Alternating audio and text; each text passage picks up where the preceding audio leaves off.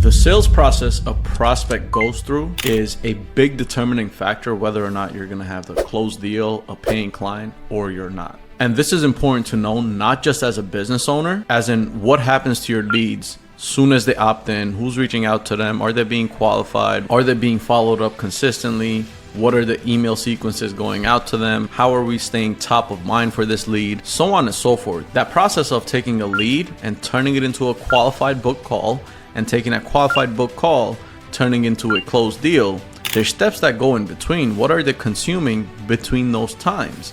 From the time they became a lead to the time they booked the call to the time they became a paying client. Now, you should obviously know this as a business owner, but it's very advantageous as a salesperson to know the entire sales process. After the marketing, after leads have come in already, it's very important to know this as a salesperson as well, and it will immediately help you out close more deals because you know the process, the customer journey your prospects are going through. And that's what we're going to break down today, a typical sales process in the high ticket space. My name is Baaz Virk. I run revenuegrowth.io. It's a sales agency, and we're also partnering with sales reps to help serve more and more clients. And major part of what we do is help build and manage sales processes for companies. So subscribe, like, share, all that good noise, and let's dive in. All right, so let's break down a typical high ticket sales process here, the customer journey your prospects have to take before they jump on a call with one of your closers, or if you're a closer, you need to understand this. So first step is the opt-in, right? This is the top of the funnel. This is where your prospect sees your marketing creative, a really compelling ad, edited, non-edited, doesn't really matter. But it has to do two things. It has to speak to your audience, and it has to show your target audience, and it has to solve a specific problem in a unique way, right? It has to show your unique mechanism. Then it has to force your target audience to take some sort of action. And that action is usually click the button below or something like that, right? The clicking the button below, we're just collecting data. We're collecting email, we're collecting name, we're collecting phone number. That's step one. On one hand, soon as someone gives you their email and name and email, they should be put into a 10 to 12 week email sequence. So for the next 2-3 months, you have to stay on top of mind for that customer in their inbox. And number two, a setter or sales team has to get notified immediately, and that lead has to be called within 5 minutes. This one's non-negotiable. All right, within 5 minutes, a brand new lead has to be called. This is a sales process we're talking about, not marketing. We're not talking about CTR, click-through rate, all that stuff. Just call the lead within first 5 minutes of them opting in. Soon as they opt in, the next step is they go to a VSL. Now, let me move myself aside here. A VSL is a video sales letter. Okay, the VSL has to do 4 main things. It has to give your prospects true market insight. You know what you're talking about, right? Within your industry, your vertical, your market. It has to show proof or case studies, proof that what you're saying you're going to do for them, you've done it in the past multiple times, maybe some of your previous testimonials, previous clients. It has to show the unique mechanism. You can do this in the creative or the VSL.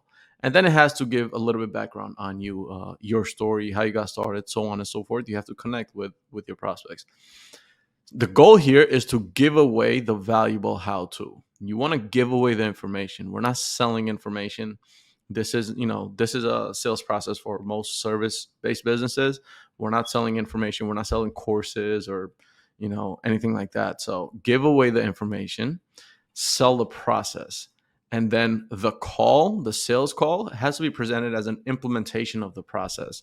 So look, here's our process. If you feel like you need help implementing this process, book a call. Immediately becomes a qualified call, right? Next step after that is a booking page or the call to action, right? 2 ways you can do this. One with less friction is the sales process with less friction is direct to closer's calendar. All right, what this does is automate the resources that are sent out, and your closer's calendar usually gets packed out a few days in advance if your marketing is on point, and then the closer himself can qualify, disqualify leads based on the application. Or if you have overflow of leads, you want to add a little bit of friction into your sales process. Not everyone should be making to the closer's calendar, especially if you have overflow of lead or too many people are booking in and no show rate is high, so on and so forth. So you want to add a little bit of friction, and that's what a triager's calendar does, right? 15-minute slots. What the triager is going to do excuse me, qualified leads, expose them to more education, more content, more of the stuff that you guys as a company are doing. Then the triager sends value, sends more sales assets, more resources to make sure the prospect, before they make it to the sales call, to the closer's calendar, they go there prepared, and then the triager books them onto the closer's calendar. Next, last step is, again, this is before the sales call ever happens. The time before, this is the time between the book the call versus when they show up, right? The actual call time. So let's say today's Friday, and if someone booked a call for Sunday or Monday, that 2 or 3 days in between, this has to happen. So number one, a homework or video breakdown. All the information of how you do what you do, your entire process, whether if you're selling a coaching program, but this is more focused towards service businesses, how you're implementing what you're implementing. Make sure the closer can make sure of this, the setter or the triager.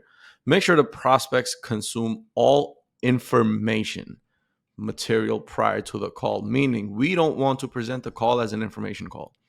You don't ever want prospects showing up to the sales call saying, "Oh, I'm just here for a little bit more information."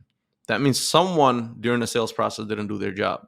The prospect should not show up looking for information on the sales call. No. The sales call, and this is especially true if you're selling services.